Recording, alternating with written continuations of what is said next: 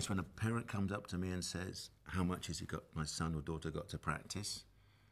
I'm like, hard luck, ain't gonna happen. Because I never asked, I loved it. I left the house at 8 o'clock every morning, I'm on the range by 8:15, I came home, it was dark. The only thing that really stopped me was the blimmin' range was frozen, the golf course was frozen. I hit balls in snow, off slush. When it was finally frozen and my fingers are like this, I kind of gave in, but but that was the only thing that stopped me. And that was a great thing. That's probably the greatest thing about the game of golf, is that practicing on your own is so entertaining. Swimming training gets old after a while. Cycling, when you just go flat out and you get off and you throw up, gets old. You push it that hard. But golf, wow, you can, happy as a sandboy to be out there all day hitting golf balls. So, and then I used to come home and clean my clubs all night, and I used to love doing that as well, sitting there cleaning them and rubbing them with a bit of emery paper. So, yeah, I was fanatical, I guess.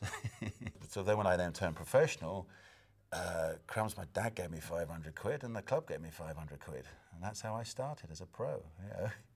Went out on tour with $1,000. And slightly different to now, isn't it? And my #1 goal that first year was to finish in the top 60, because that was exempt. That was the biggest pro, and I finished 58th. I won just over £2,000 and finished 58th. And in '77, I made the Ryder Cup team. Finished like 8th, won about $8,000 or something. To finish 8th or something like that to make the Ryder Cup team at 20 years old. I was the youngest then.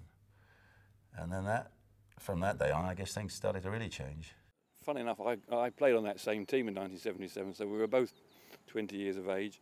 I'd done it by going through an assistant pro's job and mending people's clubs and practicing hard. He'd done it through the amateur way. He was a great Ryder Cup player because he understood how hard it was to win your singles match. So when you came to the final day, and it doesn't matter which side's winning, which side's losing, you must win your match. You can't leave it to anybody else. But he matured very quickly, and by that stage he was a world-class player. I mean, he was a step ahead of most of the youngsters. Perhaps Sandy Lyle, they were very even, but they were two superstar players with a lot of gift and a lot of grit and a lot of talent. I came through the era with him when it was Nick Faldo and Severiano Ballesteros to start with. Your tournaments were different when they played together. We always called it that Nick was the Jack Nicklaus of the European Tour and Sevi was the Arnold Palmer.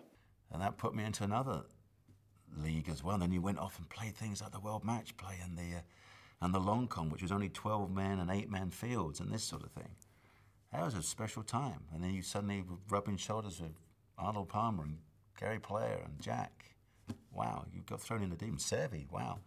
This was a young brigade who were true professional golfers in the sense that they didn't have a club job ever. They were going to play golf, they were going to get fit, do all the bits and pieces to get us into a good position to play well. And Faldo was the cream of the crop of leaving no stone left unturned.